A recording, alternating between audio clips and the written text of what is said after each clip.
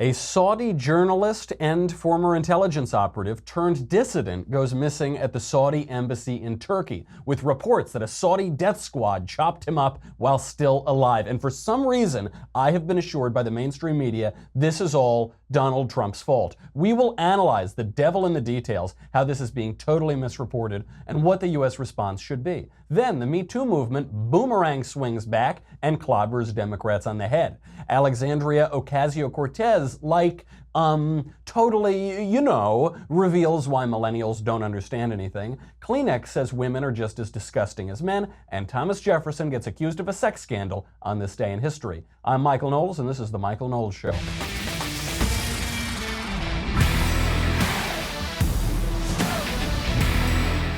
So much to get to today. This story about the Saudi journalist, intelligence operative, former Politico, Islamist, whatever.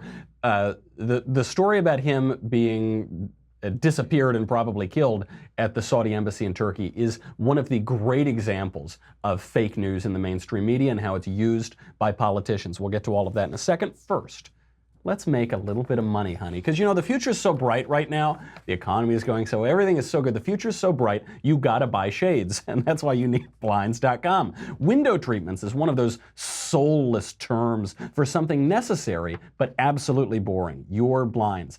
And you don't think about them until you move or until they break or they fold out, whatever. When they're right, everything in your home looks better. When they're wrong, everything in your home looks cheap. Don't cheap out. Taking the time to pick out blinds and buy blinds, it sounds expensive. It sounds far too adult. That's not something I want to do. But Blinds.com makes it really easy. If you're not sure what you want or even where to start, Blinds.com will give you a free online design consultation. This is really important. I have no idea. I would live in a heap of trash and foam if I were living alone. Don't be like that. Just have them design it for you. It's much easier. Send them pictures of your house. They send back custom recommendations from a professional for what will work with your color scheme and furniture in specific rooms. Best part is if you accidentally mismeasure it or pick the wrong color, if you screw up, Blinds.com will remake the blinds for free for a limited time. Don't say I never did nothing for you. Get up to 20% off of everything at Blinds.com when you use the promo code Michael, M-I-C-H-A-E-L. That is Blinds.com, promo code Michael, M-I-C-H-A-E-L, for 20% off everything. Faux wood blinds, cellular shades, roller shades, and more. What is it? Blinds.com, promo code Michael, M-I-C-H-A-E-L. Rules and restrictions apply, because they apply to everything in this life. Okay, let's get to this Saudi journalist, dissident type guy. Jamal Khashoggi. What do we know? He's a Saudi guy. He worked for the Washington Post. He lived in the United States briefly, but he had worked previously with the Saudi royal family, and he walks into the Saudi embassy in Turkey. He doesn't walk out. We also know that I think 15 members of the Saudi government arrived in Turkey that day. They left pretty quickly, and there are claims that he was killed in the Saudi embassy and chopped up while still alive. Doesn't sound great. The way this is being spun by the mainstream media, first of all, is that this is somehow Trump's fault, that Trump needs to do something about this. Trump needs to get rid of our agreements with Turkey with regard to selling weapons, $100 billion arms deals, whatever. Saudi Arabia, rather. This is how it's being spun. And the guy, Jamal Khashoggi, he's being spun as a left-wing, progressive, liberal, pro-democracy, reformer guy against the Saudi royal family, which is not willing to reform and is oppressive. The real truth is far more complicated than that. The first question that you have to ask yourself when you hear about this story is, why am I supposed to care? Why am I supposed to care that the Saudi government took out this guy? That took out he formerly worked with them. I guess Jamal Khashoggi was aligned with another faction of the Saudi royal family than the one that is currently in power under Mohammed bin Salman. So, a guy whose political fortunes have changed has been killed by the Saudi government. Why am I supposed to care about that? I don't mean to sound callous or cold-hearted or anything like that, but we know that the Saudi royal family commits heinous acts all the time and has for decades and decades. We know that it's one of the most repressive regimes on earth. Why am I supposed to care about this one? They do it all of the time. My question for those who would call us callous for asking that question is, why don't you care about the beheadings that are happening all the time, the clamping down on political dissidents? Why don't you care about that? Why is it this one in particular? I don't really understand. What new information is being conveyed by this killing of a dissident guy? Is there anything new? If we had our arms deal with Saudi Arabia 2 weeks ago, why would we change it now? It's not like the government has changed its stripes. If anything, the government is getting a little less repressive. They're liberalizing certain laws. They're letting women drive for the first time in a very long time. They're opening up certain movie theaters. They're, little freedoms are being opened up. Even economic freedoms. They're now starting to do a little bit of business with Israel, and that is the biggest issue. That's actually where this gets down to. And it shows that Jamal Khashoggi, being put up by the left wing as this messianic figure, this progressive, secular Westerner, was far from that. So what does this actually prove to me? It proves to me that if you pal around with jihadists, things aren't going to turn out very well. That's the only conclusion I can draw from this, because we know that Jamal Khashoggi palled around with Islamists for decades. And by the way, now that we're pointing this out, that this guy palled around with Islamists, with radicals, even with Osama bin Laden, now that people are pointing this out, the left is saying this is a smear campaign by right-wingers trying to defend President Trump's relationship with the Saudis. President Trump didn't develop the U.S. relationship with the Saudi royal family. We've had it for a very long time. But to call us smear merchants, it's not the right wing which is coming up with these connections between Khashoggi and terrorists in Hamas, terrorists in Al-Qaeda, terrorists like Osama bin Laden. This has been known for decades, and actually it's left-wing papers too. Haaretz in Israel is reporting on all of this, so don't really buy any of that. What do we know? We know that Jamal Khashoggi was an Islamist. He was a lifelong member of the Muslim Brotherhood. He favored radical aspects of the Muslim Brotherhood. We know that he was a regime insider as well. So it's not just as simple as a journalist. It's a guy who worked with the Saudi royal family for a long time, and we know that he was working on their behalf in the 1980s when he was palling around with Osama bin Laden. By all reports, when he was hanging out with Osama bin Laden, he was trying to end the feud between the Saudi royal family and Osama bin Laden, but he was hanging out with him for a long time. There was a photo that was uncovered, I believe by Haaretz, which shows Jamal Khashoggi holding an RPG, a rocket-propelled grenade, with terrorists in Afghanistan in the 1980s. We know that Jamal Khashoggi defended supporters of suicide bombings, that he vigorously defended Hamas, the brutal terrorist group in the Middle East. We know that, according to Al Arabiya, he tried to get Osama bin Laden to be a little less violent, but when Osama bin Laden died, Jamal Khashoggi apparently cried and talked about how he wept when Osama bin Laden died. Now, after September 11th, he turned away from Osama bin Laden. He said, that's no good, okay, fine. But he wept when bin Laden died.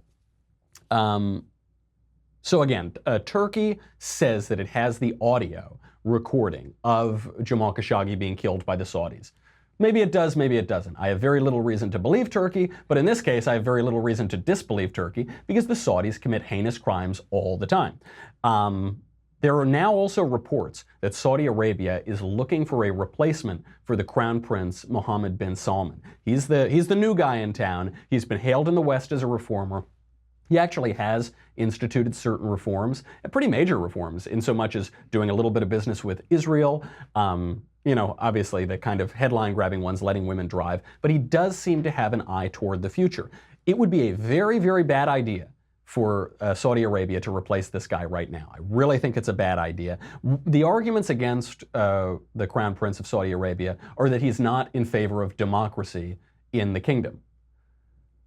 Great. Why on earth would we be in favor of democracy in Saudi Arabia? How have our experiments in democracy panned out in other repressive Islamist countries? Not very well. Why are we supposed to conclude now that a democratic Saudi Arabia would be any more peaceful for the kingdom, for the region, and for the United States than a democratic Saudi Arabia? I don't really buy that. And some of the so-called pro-democracy agitators in Saudi Arabia have pretty radical Islamist ties, even more radical than the Saudi royal family. Okay, What else? The other thing he's being dinged for is that he's developed a pretty good relationship with Donald Trump. Again, this is nothing new. The Saudi royal family has had a relationship with the U.S. for a long time, but because everyone hates Trump on the left, they're trying to ding him for that as well. I highly recommend you read a piece today co-written by Michael Duran. Michael Duran is an excellent foreign policy analyst. It's in the New York Post.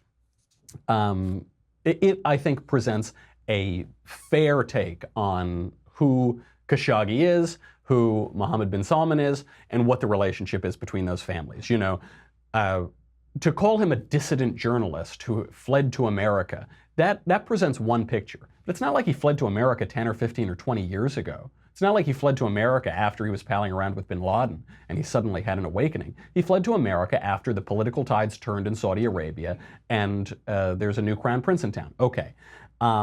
Here are some other things, by the way, that Jamal Khashoggi wrote about that paint a different picture. He said, quote, Saudi Arabia now believes its interests lie in facing Islamists who were supposed to be its historical allies.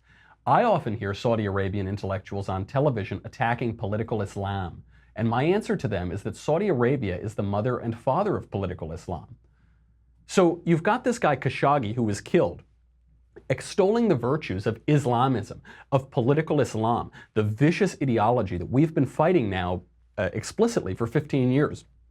And yet the left in America is expecting us to rend our garments and gnash our teeth because a defender of political Islam has been killed by his government.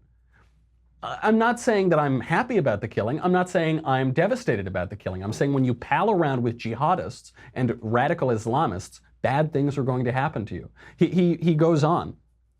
He criticizes the leftist project of opposing political Islam, and he says that Saudi Arabia has lost its moral compass. It lost its moral compass not because it's embraced political Islam, but because it opposes political Islam. This is not something that's being presented in the mainstream media. We also know that Khashoggi supports Erdogan in Turkey, strong pro-Islamist leader of Turkey, and he was hoping for an alliance between the Sauds and Turkey. I don't see how this benefits the United States. I don't see how it's in the interest of the United States.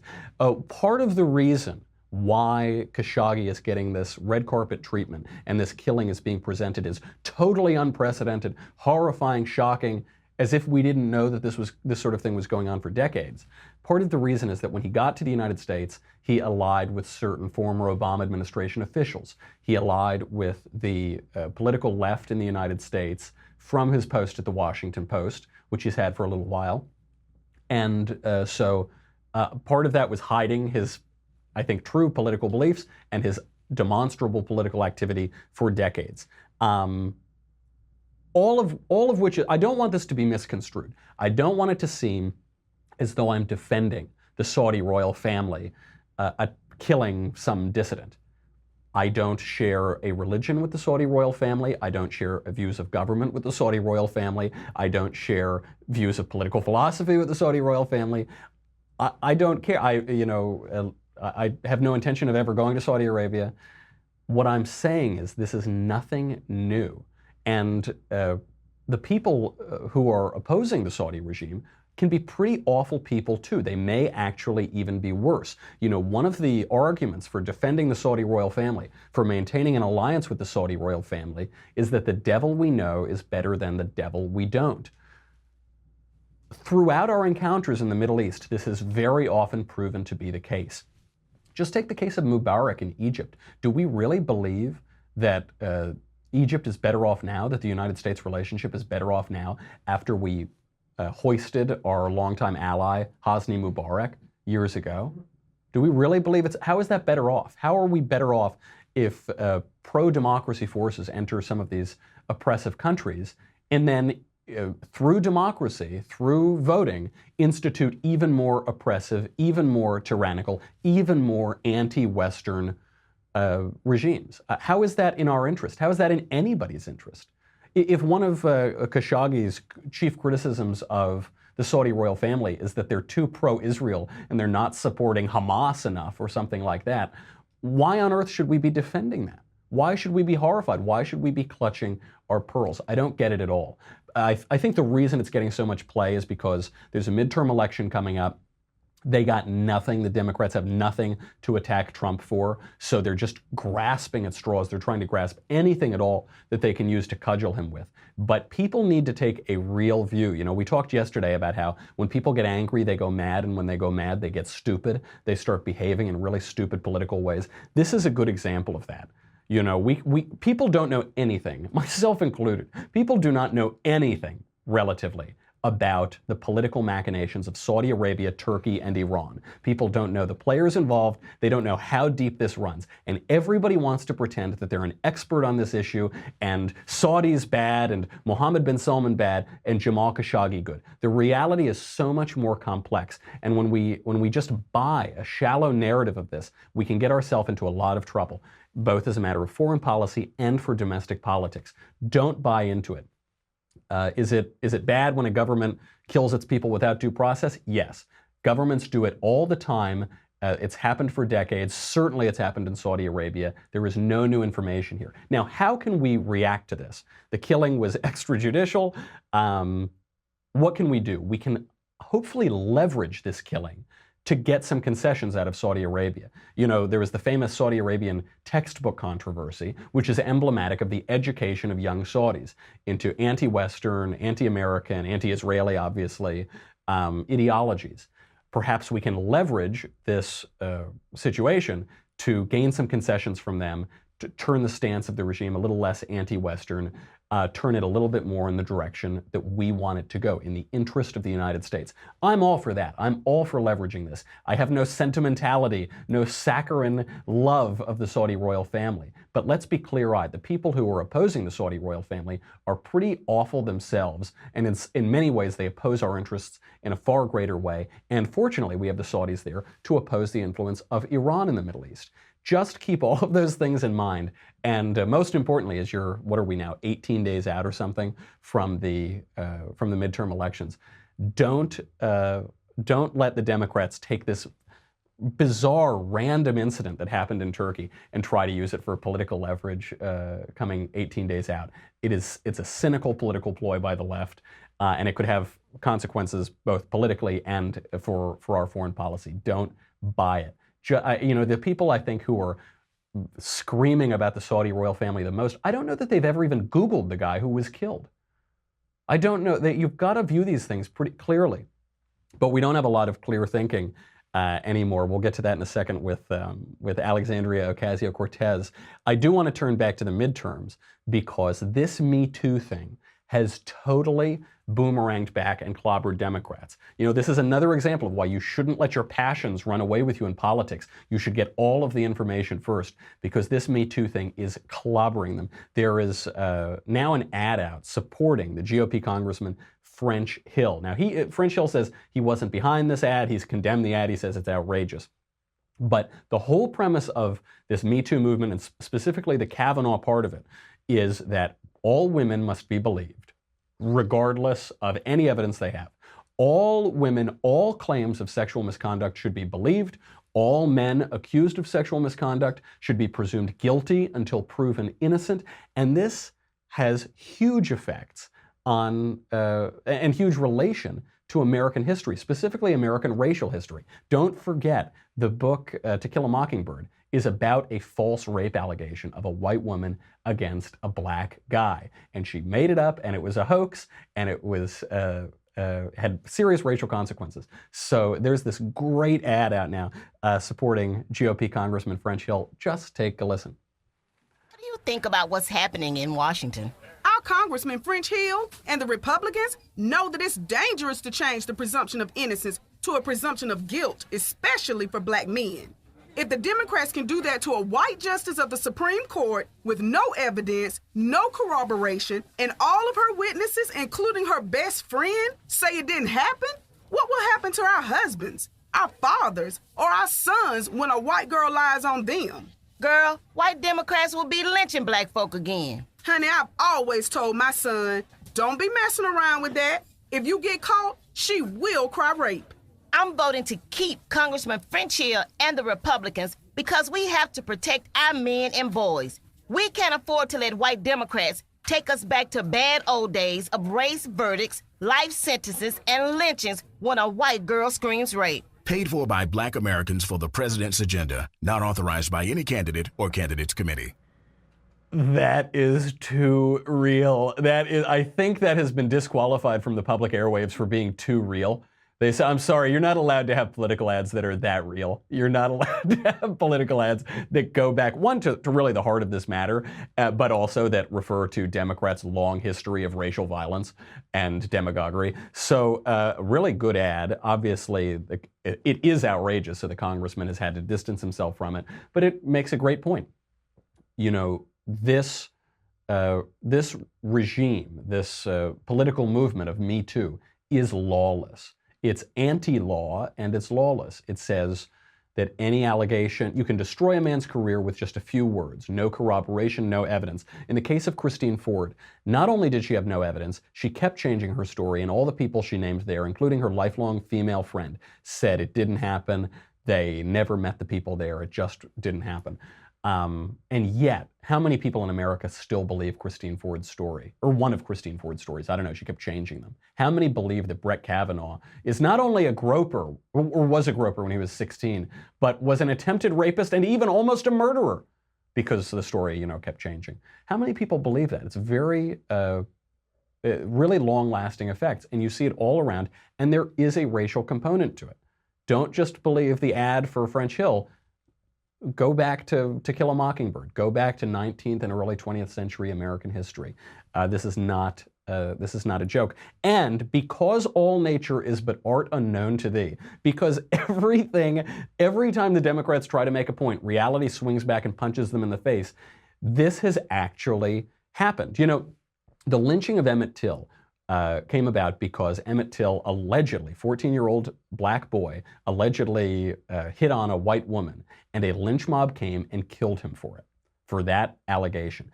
And now you've got the left denying that this would ever happen, not a chance, it would never happen. In Brooklyn, in New York, a 9-year-old black boy was accused by a white woman of grabbing her derriere in a supermarket. The woman's clearly unhinged. She ended up calling the police and saying, he assaulted me, he grabbed my derriere, and a 9-year-old boy. And then they looked at security camera footage, never happened. They can prove that it didn't happen. She's a nut. And she called the cops on the kid. It's not like she just said, oh, you, don't do that, or said to his mother, don't do that. She called the police on him, and then it turns out it was fake. It didn't happen. It was a hoax. So one, I just want to point out for the believe all women thing, there are hoaxes. Jackie Coakley, Tawana Brawley, countless sexual assault hoaxes in recent years. The reason that you can't believe all women just because they're women is that it is unfair to actual victims of sexual assault. It actually doesn't take sexual assault seriously when you believe crazy people. And we should take sexual assault seriously because it is a heinous crime. So I love this kid. The woman, the crazy woman who accused him of this is named Teresa Klein. The 9-year-old kid is Jeremiah Harvey. And, you know, she's trying to ruin his life at this Brooklyn deli. The ABC News interviewed the 9-year-old kid and said, do you forgive this woman? I love his answer. Do you forgive this woman? How do you feel about her? I don't forgive this woman at all. I think she was crazy. I think she had something going on with her. I think she had a special ill, and she needs help, and she really needs help for that. You tell him. You tell him, Jeremiah. Now, you know, I think he should forgive in time, but this is a perfectly appropriate answer in the moment. Yeah, she has a special kind of ill. She's crazy. She needs help. She needs to get help.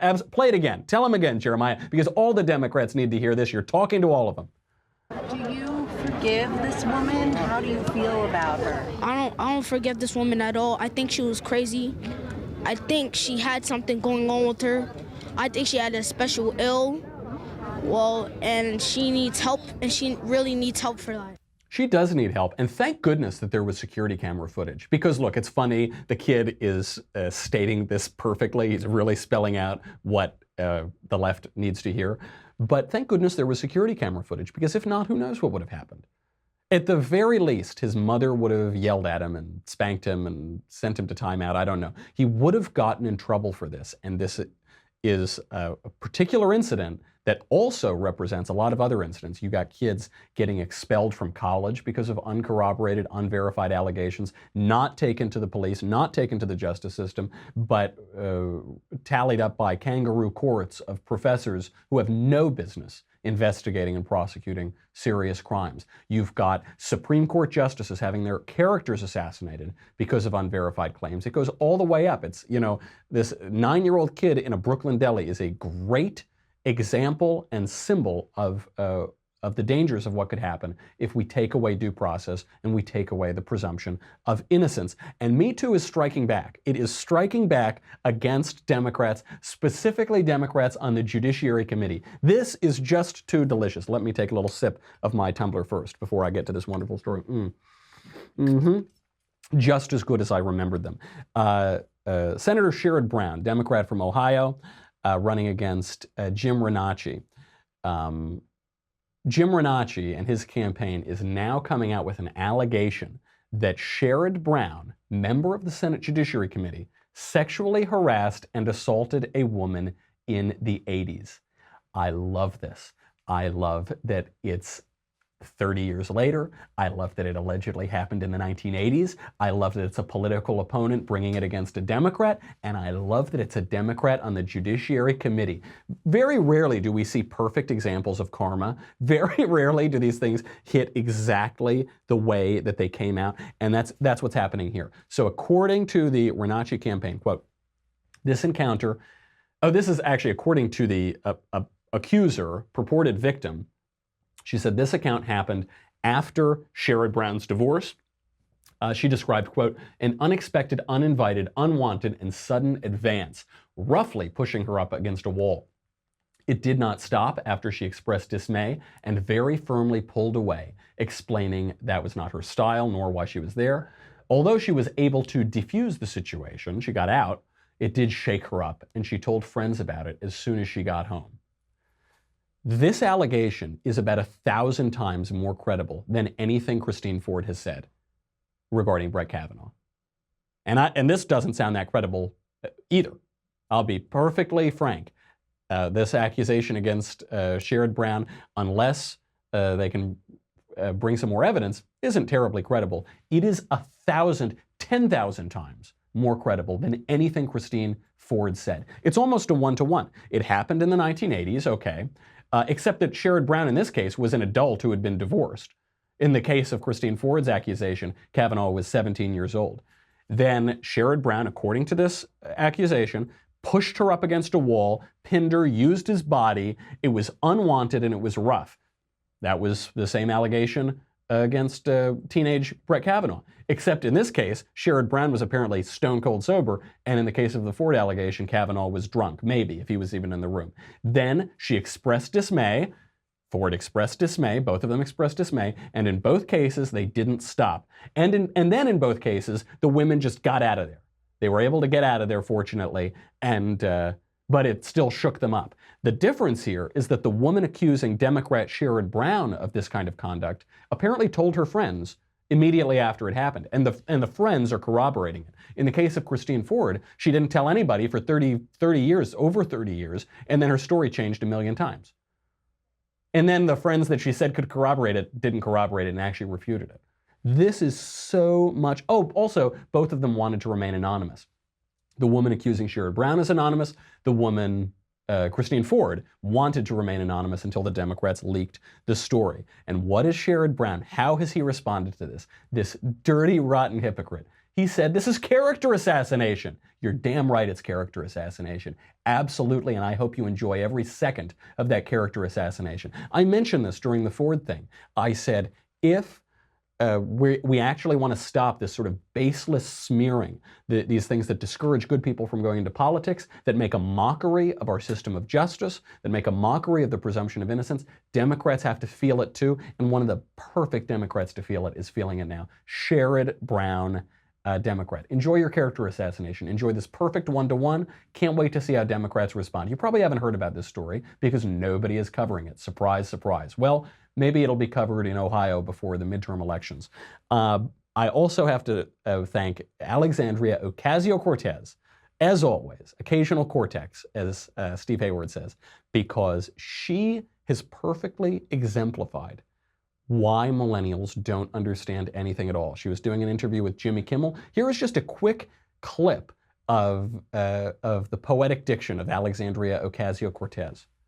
You beat a 10-time incumbent, a guy who just assumed that he was going to win, and you came out of nowhere.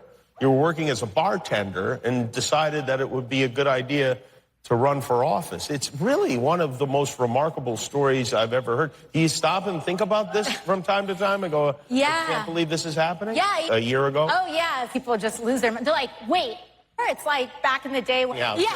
Like when people would be like, is this real? And it's like, yeah, no, it's, yeah. In the party. Yeah, they do. And it's, yeah. In their own hometown. Yeah, absolutely. And, you know, I don't know if it's because we're from the Bronx, it's like exotic to us or something. She was like, yeah, no, my husband is a huge fan of yours. Motion activated tchotchke behind me that's like singing jingle bells. Actually. Yeah, like the thing, you know, like about that clip, like, is it shows like how clear speech is reflective of clear thinking, like, you know, and that's why, you know, like, it's so totally hard. You know? Do you know? Yeah, man, I know. This is how millennials talk. We all do it. Even I do it sometimes. I'll occasionally slip in a like, or a yeah, or a you know. Sometimes I'll do it for comic effect. Sometimes I'll do it just in my speech. And this is a very bad thing. People should refrain from doing this.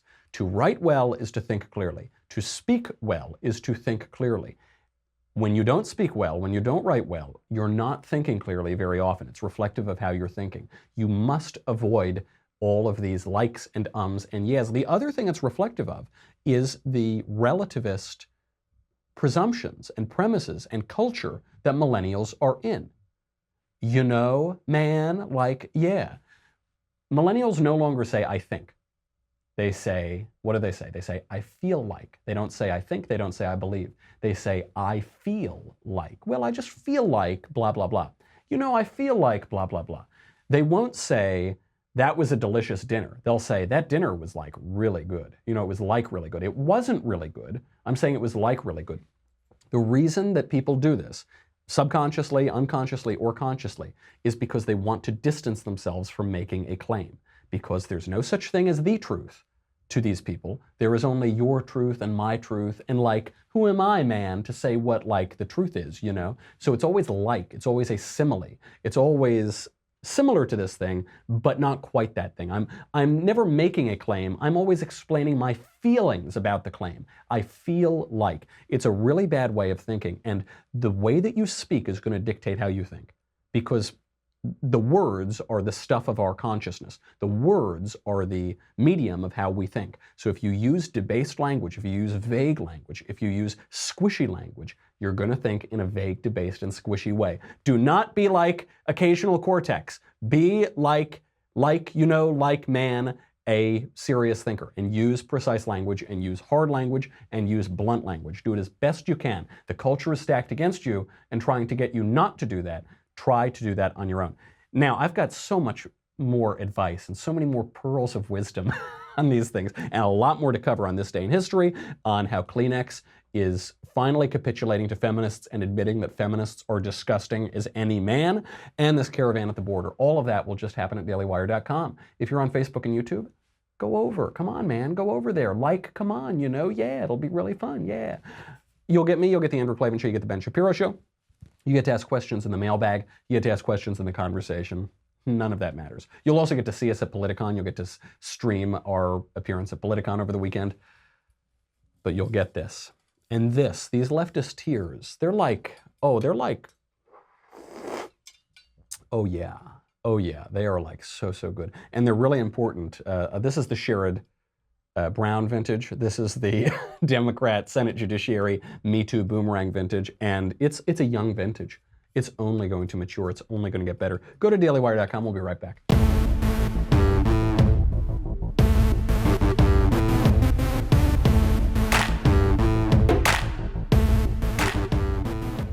There's a French expression, plus ça change, plus c'est la même chose. The more things change, the more things stay the same in the American idiom. Obviously, some things get worse. The language gets worse. Ocasio gets worse. The Me Too movement descends into these awful things. But so many things stay the same. I just came across this clip from 1991. It's an appearance of Robin Williams, the late, great Robin Williams, on the Johnny Carson show. And he's describing the confirmation hearings of Justice Clarence Thomas, one of the great justices on the court, a brilliant guy. Here is how Robin Williams describes him. How you doing? It's always good. I'm good. I've been watching the Supreme Court hearings. It's a little amazing. Mr. Thomas, your opinion of Roe versus Wade? I'd prefer to float. Okay, come on now. Give us an opinion. Tell us something. They bring in all sorts of witnesses. He was a good boy. It's amazing they can't get real answers out of him. I mean, how do they get people? They have people who have no legal opinions, no written opinions. They basically, 4 short weeks ago, I was driving truck. Now I'm sitting on the highest court in the land. Thanks to the George Bush Home Study Course, you two can be a Supreme Court justice. You get it? He was an idiot. What an idiot. Clarence Thomas, he doesn't even have any opinions. He's a judge. He's a judge and he has a lot of written opinions and he ran a lot of important offices. And he went to Yale Law School, by the way, a top law school in the country. But he's like an idiot. He's like he's an idiot. And this was the attack. They always do this. And when Clarence Thomas wasn't an idiot, he was a sexual assailant. He was a black man in a high-tech lynching being accused without any evidence of sexual assault. An oversexed black man was the image that was being painted by the left. And they would go back and forth on this. You heard even Robin Williams alludes to it there. Oh, he was a good boy. Oh, he was a good boy. Making fun of the character witnesses that came up for Clarence Thomas. The same exact thing, making the same jokes 27 years ago for the same reason. And Robin Williams even admits the same reason, Roe versus Wade. Why did he bring up Roe versus Wade? Was it to make a fairly lame joke? Get it? Roe versus Wade, I prefer to float. They weren't all winners. Sometimes Robin Williams is very funny. Sometimes he had some clunkers. That was one of them. But it's Roe versus Wade. That's what it was all about. It's what it's going to be about. We like to flatter ourselves, especially on the left. They like to flatter themselves and say, this is the moment. This is the crisis. It's always a crisis. The Saudi Arabia thing, it's always a crisis. The new crisis. That's the view of politics on the left. That's the view of politics from rationalists. There's always a new crisis that we have to fix. That's not the view of politics from conservatives, and it shouldn't be. It's not a crisis. Saudi Arabian government behaving like the Saudi Arabian government is not a crisis. If that's a crisis, you need to do a little more homework. You gotta calm down. A justice who interprets the Constitution as it was to be interpreted at the time of ratification, that's not a crisis. That's the opposite of a crisis, but they'll always try to make it up that way. They're going to do it for the next judge that we put up to the Supreme Court. They're going to do it for the federal judges as well. It's not a crisis. Calm down. Don't be fooled by that kind of language. Oh, Clarence Thomas, he's an idiot because Robin Williams said so. Some comedian on late night said so. Oh, Kavanaugh, he's impassioned. He's this, he's that. No, he's a frat boy. He doesn't know anything. No. Don't buy it. It's so tired. They do it all the time, and they whip people up into a frenzy. There's no frenzy to be had there. Consider the new crisis that the feminists have made out of Kleenex. If you've heard this story, Kleenex has had various sizes of tissues, and for the last 62 years, they've had a man-sized tissue. If I say man-sized tissue, what does that bring to mind? Bigger, stronger, capable of dealing with grosser things and more disgusting things. Yes, that's what the man-sized tissue was, because men are bigger and they're stronger and they're more disgusting. That's a biological fact. Feminists have taken issue with this. It was one of the most popular products at Kleenex. 3.4 million customers per year, according to Kleenex. But it's very bad. It's very bad, because it's gendered. Who are you to say that men are bigger than women? They are, obviously, but who are you to say it? Who are you to say that men are stronger than women? They are, obviously, but who are you to say it? It's a denial of reality, and Kleenex has capitulated to it. And it's ironic because what feminists want, the implicit claim of feminists who take issue with man-sized tissues, is that women are just as big and gross and disgusting as men. And when it comes to feminists, I can't disagree. On the whole, on average, I can't disagree. So congratulations, feminists. You've gotten rid of the man-sized tissues. You've proven that some women are just as disgusting as men, and you've fought reality on the latest battlefront. Congratulations. There is a caravan coming up to the border. There are 4,000 illegal aliens who promised to cross over it. This is sponsored in large part by Pueblos Sin Fronteras, People Without Borders, a left-wing group that gets funding from George Soros. Plus ça change, plus c'est la même chose. Of course, these things are constantly happening. This is a bigger one, though. This has happened before. There are 4,000 people. Now, on average, the United States Border Patrol arrests 1,000 people a day, can be as high as 2,000 people, can be a little shorter. There were actually 16,658 family members, people who are coming here in families, who were arrested in September by Border Patrol. Those are just the ones that they caught. A lot of people pouring over this border. President Trump responded. He said, we're going to cut off aid to El Salvador. We're going to cut off aid to Honduras. We're going to ding Mexico. This was a perfect response. And I've talked to friends who are real Trump critics, real never Trumpers, whatever, and they agree this is the perfect response. He actually could go a little farther with this because these guys should never make it to the U.S. border. They should be stopped at the Mexico southern border. And absolutely, we should threaten to cut off aid with all these guys. We should also threaten to tax or cut off remittances from the United States from Mexican nationals who make it into the United States and send money back into Mexico through Western Union, through telegram services, through money order services. We should threaten to cut that off or tax it heavily. If President Trump threatened a 50% tax on those remittances, you would see Mexico do something about this. And he should do it. He should be pitiless about it. It is such an affront to our sovereignty, to our democratic republic, to the ability of Americans to govern themselves. When you have people pouring over the border, invading the country, and you can't do anything about it. We the people who govern ourselves, who are supposed to govern ourselves, can't do anything about it. It's an affront, and it's a huge winner for Republicans. I think something like the majority of Democrats, depending on which poll you look at, the majority of Democrats oppose this and are horrified by so many aspects of illegal immigration, even down to the so-called dreamers, these kids who didn't choose to be here. Even down to that level, the majority of Democrats oppose making amnesty for them a top priority. This is a slam dunk for Republicans. They should turn it up to 11, especially as the midterms approach. Trump should send the National Guard down there. He should cut off he should tax remittances. He should threaten to cut off aid. Do it. All it could do is help Republicans, and it's the right thing to do, and it would be good for the country. On this day in history, in 1796, just to remind you that plus ça change, plus c'est la même chose. The more things change, the more things stay the same. Our third president, Thomas Jefferson, was accused of a sexual affair, sexual misconduct. The original Me Too, the 19th century Me Too movement. There was an editorial that came up in a number of newspapers and a series of editorials written by somebody named Phocion, P-H-O-C-I-O-N. This was when Thomas Jefferson was running against John Adams to become the second president of the United States, and it accused Thomas Jefferson of sleeping with his slave and having children with his slave, a concubine slave, Sally Hemings, which it seems from the historical record is true. Who is Phocion? None other than Alexander Hamilton. Is it any wonder that people wanted to kill that guy, that they wanted to challenge him to duels and shoot him? No wonder at all. He wrote, I think, 25 essays against Jefferson under this pen name Phocion, and it was a sex affair allegation. So I do want to point out, now that we're responding against the Me Too movement, this has long happened. There's always been sexual dirt in politics. Why? Because sex is a primal, major drive for men especially, and so it's a good way to attack your political opponents when you can. This has happened for a long time.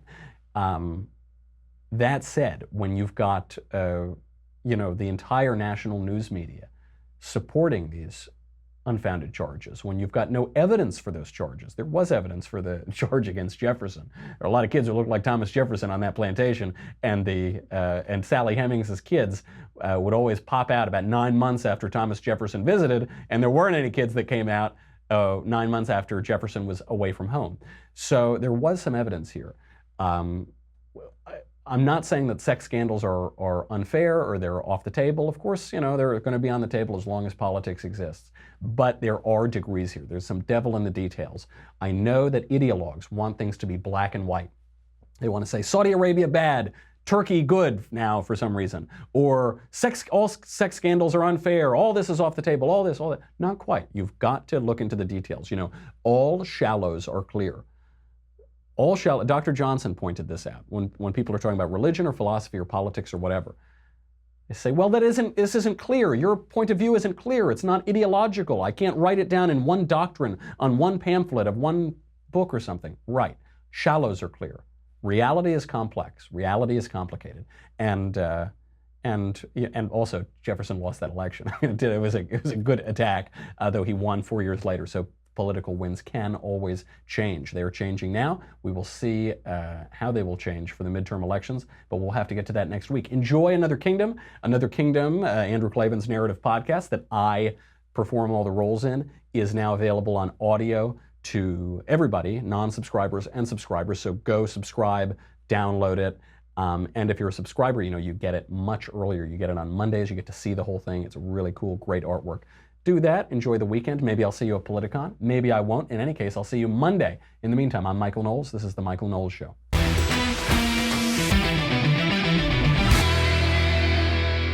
The Michael Knowles Show is produced by Senia Villarreal. Executive producer, Jeremy Boring. Senior producer, Jonathan Hay. Our supervising producer, Mathis Glover. And our technical producer is Austin Stevens. Edited by Jim Nickel. Audio is mixed by Mike Coromina. Hair and makeup is by Jesua Olvera. The Michael Knowles Show is a Daily Wire Forward Publishing production. Copyright Forward Publishing 2018.